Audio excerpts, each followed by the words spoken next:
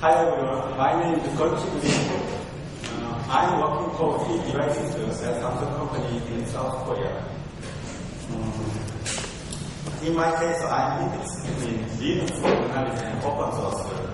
And this session is about the NPTL optimization of embedded devices. Currently, I'm working to deploy Linux for Samsung mobile platform like SLP or Limo that is scheduled to be researched by the end of this year.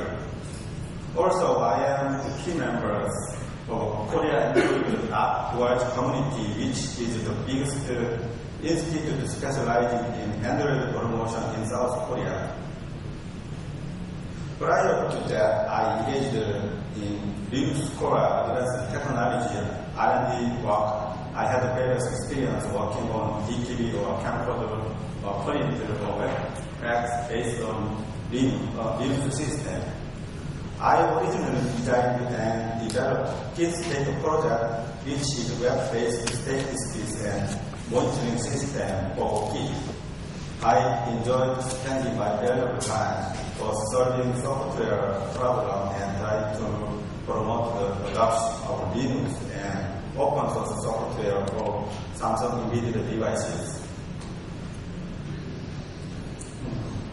NPTL made features on Linux 2.6 to optimize the server and desktop against the Linux 2.4 dramatically.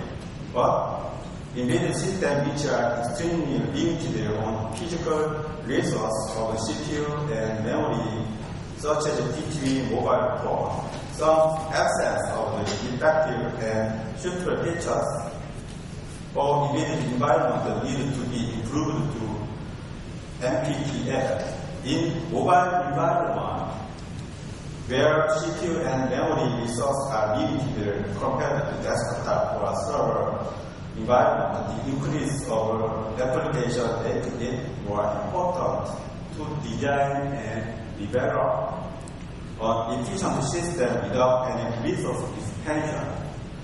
So this time, I will share the lightweight NPTL library run effectively on embedded system for the purpose of the way to optimize. For example, I will introduce the reviews about the NPTL history and share the stack size management for embedded devices and share the naming for reducing boot time of embedded devices and share the scheduling framework for controlling user space thread and optimization and follow-up and then conclusion. So this page is about evolution of the LinuxThread kernel and tuning LinuxThread application, particularly when starting with Linux version 2.6.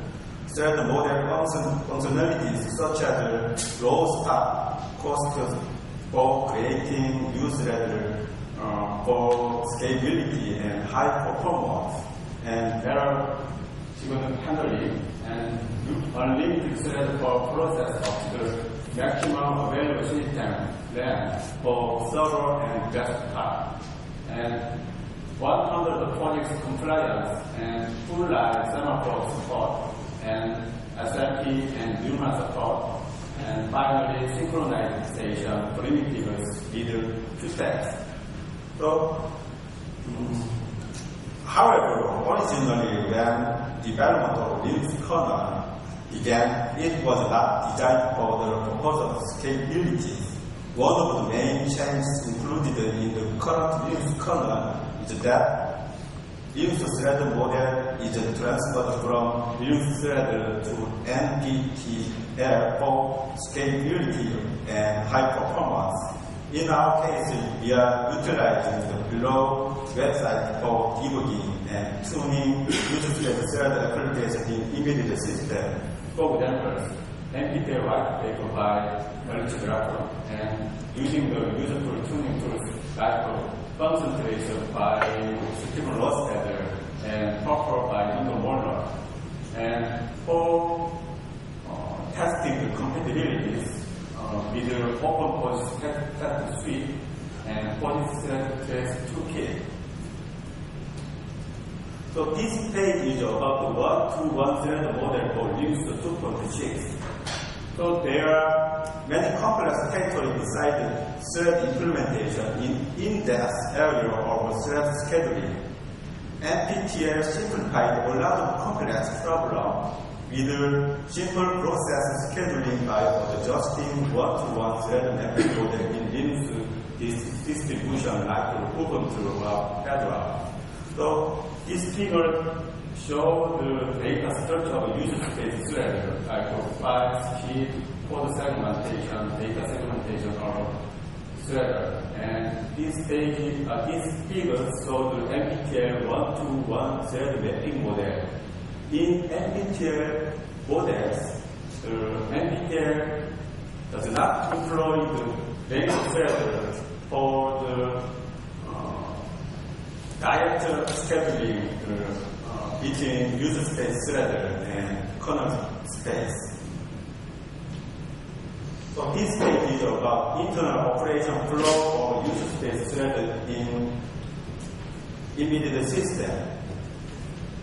In general, actually, most threads are created under mobile embedded environment, one lightweight operation. It is general to have not stack size of 10 megabytes like a server or desktop in Fedora, Ubuntu, Red Hat, and so on. So below, figures show that the internal operation flow runs through any process on the NPTL environment. So when we try to create the blockboard thread in user space, the system will set attribute the property of the thread before running of the key thread create a library called by application programs. And then system will copy values from the user provided attribute and try set of the other side or stack size for memory management of line. And then we will get the stack size from the attribute if it is set. So, and then in operating system, the Linux kernel creates a lot of thread against the user space thread. So in embedded system, we got some of the issues. So this page is about minimum stack size of thread.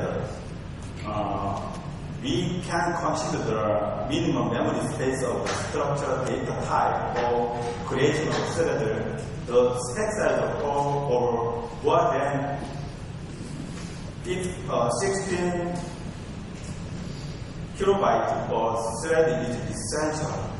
If you try to assign with the key thread attribute set stack size library cores less than 16 kilobytes, we will assign 16 kilobytes by default.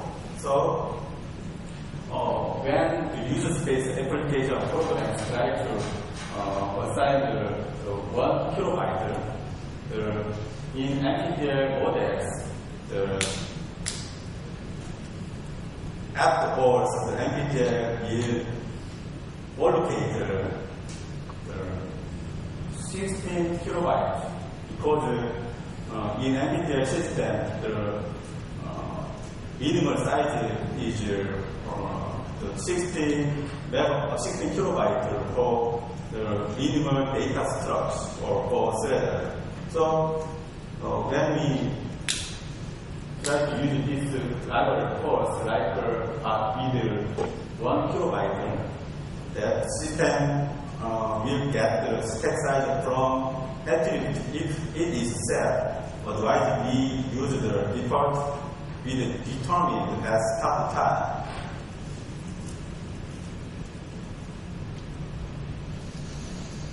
So this page is about segmentation port case in embedded system. System requires errors message for segmentation port because of too many stack size when stack region space is more than the size of the stack region developer defined during running executable linking format binary code compiled. So when the system tries to allocate the two large stack size for the thread using T-thread attribute set stack size library code, creation of the new thread sometimes will fail. As a result, system will return error for the normal thread. So, for example, the thread application programmer try to create the 250 thread. The thread programmer for the middleware agent will get the pairs because if we calculate this 250 times, we need 2 gigabytes in user space according to virtual memory management. So it means that we cannot handle the user space thread. So this flow shows the segmentation for case. So in our case, we have 3 software methods to solve the embedded system problem effectively besides memory expansion or subspace support. Actually, in embedded system, for the throughput, most manufacturers don't select the swap space approach. So first, increase or decrease the available stack size with U-limit system command. Stack size can be identified and controlled by U-limit system command in running cell. The setting by U-limit system command is only effective to the cell where the U-limit command is given and its children. Therefore, in order to globally setting the system, the U-limit command should be executed at the end of the booting cycle, like RC6init file. And second, define individual stack size about the user space thread, like T-thread attribute blah blah blah library code. So thread attribute values that application developer define must be initialized by T-thread attribute init library code when developer want to define stack size using quality standard for multi-thread programming for embedded system. Called T-thread attribute get stack size library function to determine the size of the stack, and it can control stack size of a thread with T-thread attribute set stack size library called dynamically. And finally, we can establish appropriate stack size of all threads in NPTL middleware layer. In NPTL library, the stack size of variable tells the value assigned to the stack size is allocated. If this value is not set, the system is set to the default stack size U-limit brings. So we will adjust, in our experience, the suitable stack size for embedded application develops. Don't consider default stack size of new thread. So this page is about thread naming for debugging the allowable thread in user space. The first, we will get thread unique values with thread local storage as a TLS and child thread function of T-thread create library code. It is not easy to know the unique purpose each thread executed by this method. When hundreds of the threads called the same function by using T-thread create function. So we expanded the thread naming API, T-thread set naming NP library code, and the T-thread get naming NP library code. This table is this table shows the thread naming information to know the essential role of the user space thread.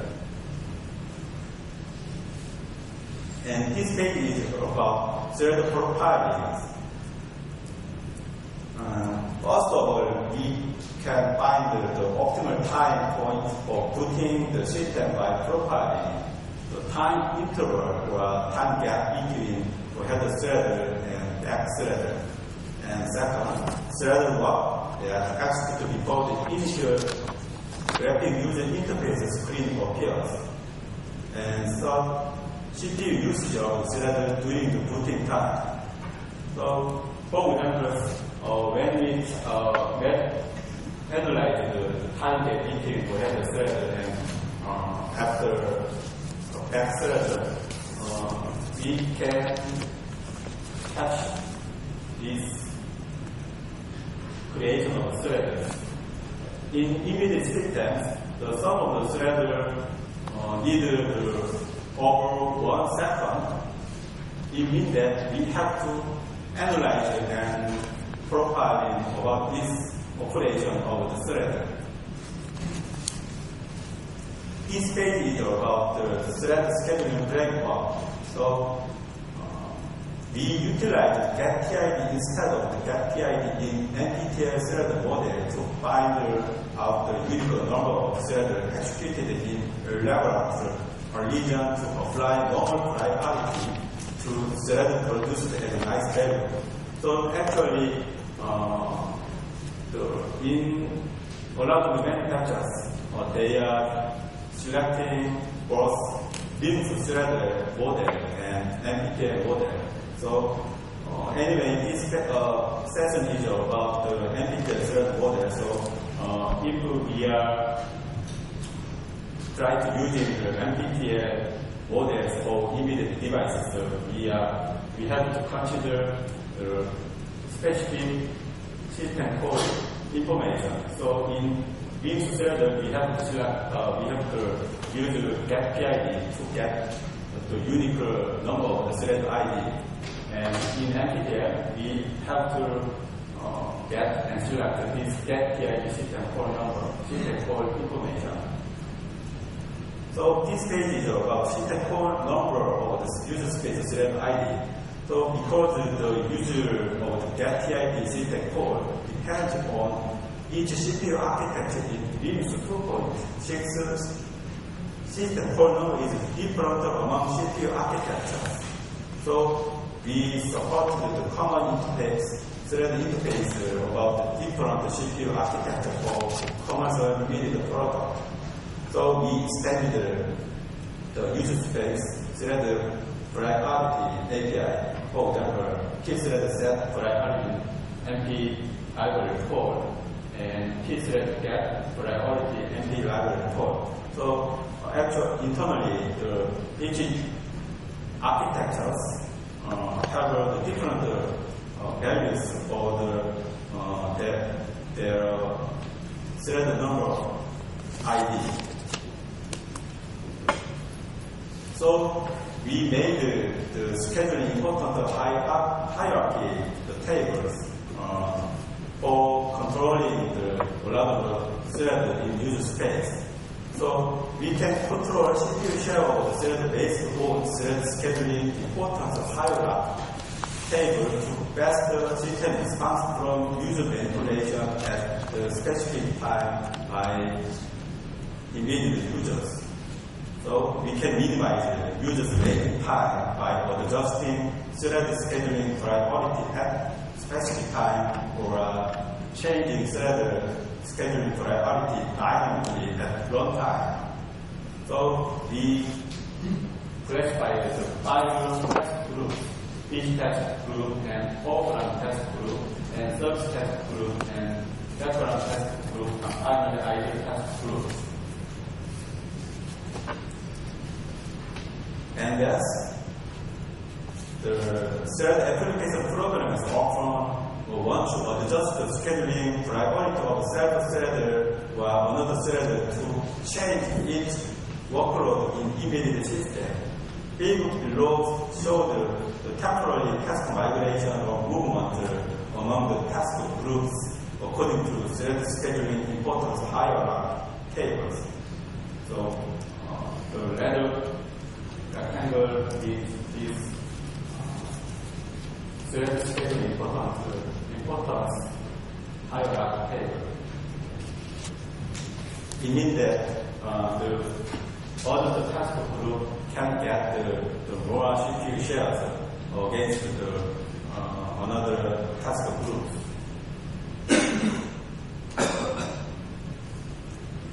So we can keep the project's compatibility of T-thread set schedule parameter called by extending scheduling framework in NPTL middleware layer for controlling CPU share or thread in immediate system.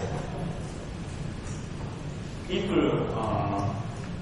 this space thread is very urgent, we will move specified thread to another task group of emergent processing.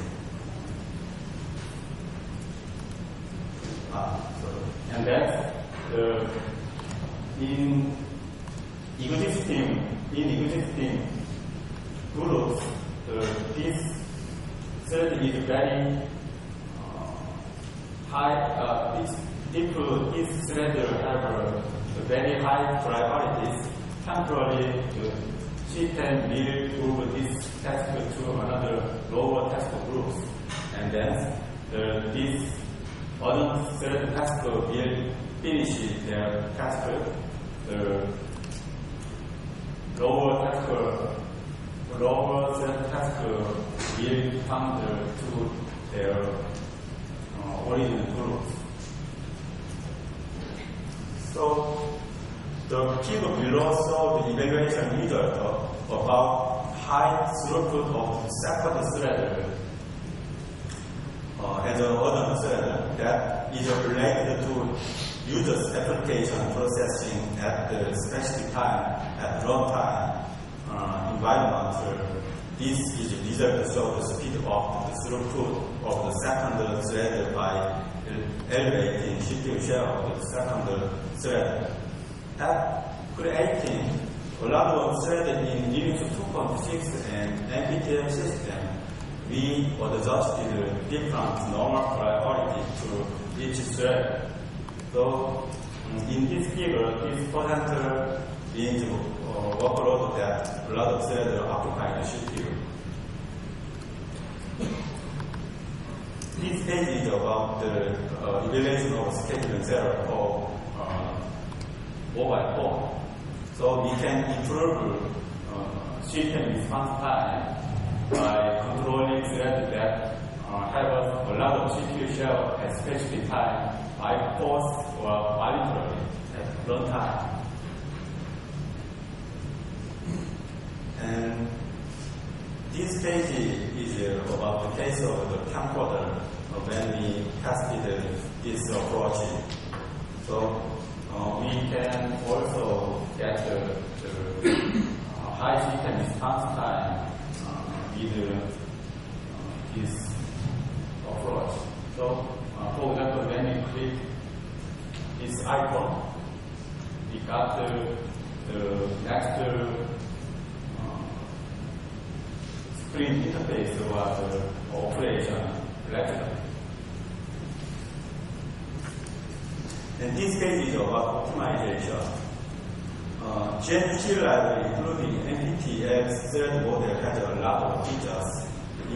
But embedded system don't need all features of GNC library for specific boards.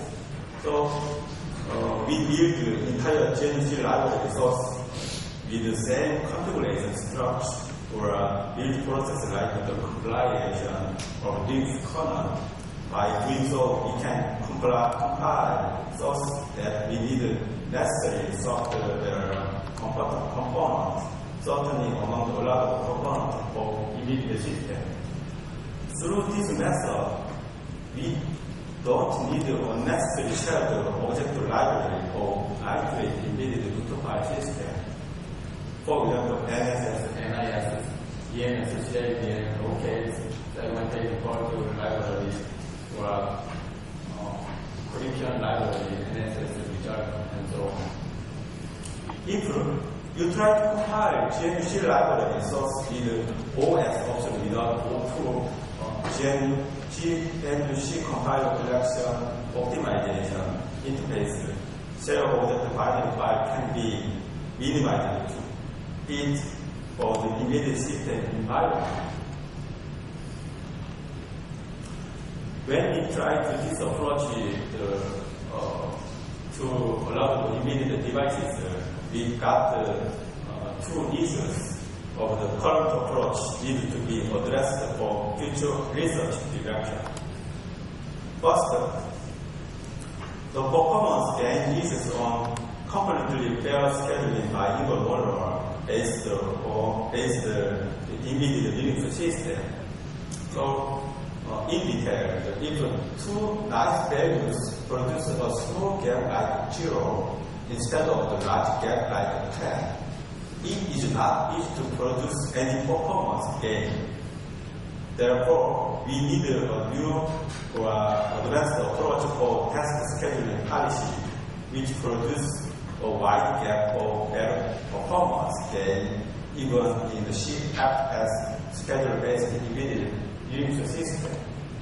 So, and second, the performance trade-off issues when they are tasks with real-time priorities. The proposed approach doesn't consider cases when some tasks have real-time priorities. Any task with real-time priorities share CPU time to meet others. So now we need to find the preemptive way to replace real-time tasks with more emergent tasks. So this page is about conclusion.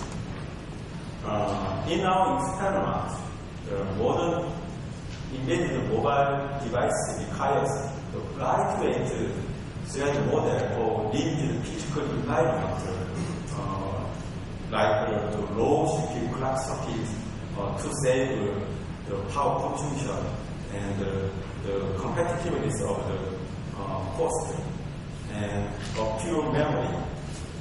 And each OS for learning embedded applications like wireless and TCP/IP protocol stack and exploiting LinuxThread libraries. Currently, Linux kernel subsystem is implemented using one-to-one NPTL thread model approaches for commercial Linux-based embedded system, like Android or OBD or Demo. And real-time specific embedded application logic is implemented in NPTL-based user space thread with private queuing and lost filters and priority inheritance. So for lightweight embedded devices, Linux with proper tuning and embedded specific data for the thread library enhancement so the satisfactory performance or competitiveness of production cost. So so far, this presentation is about the NPTL implementation for embedded devices. Any question?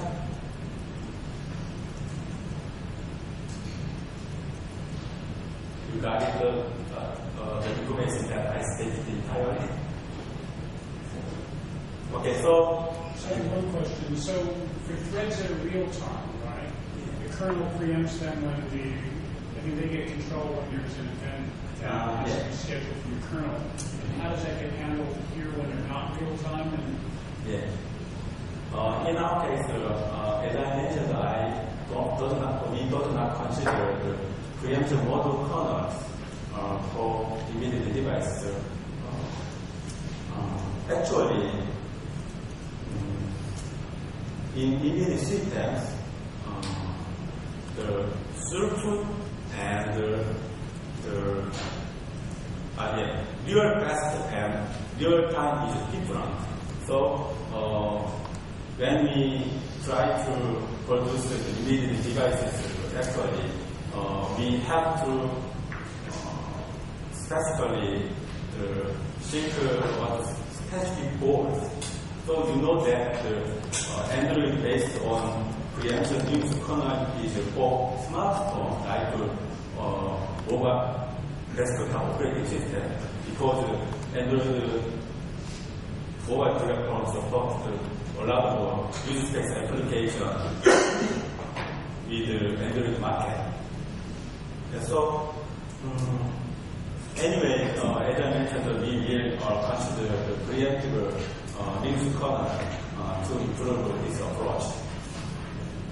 And if you have any question after this seminar, please call me with my email, and I will promote this open source software and our approach at our official website, like opensource.samsung.com website. Thank you very much.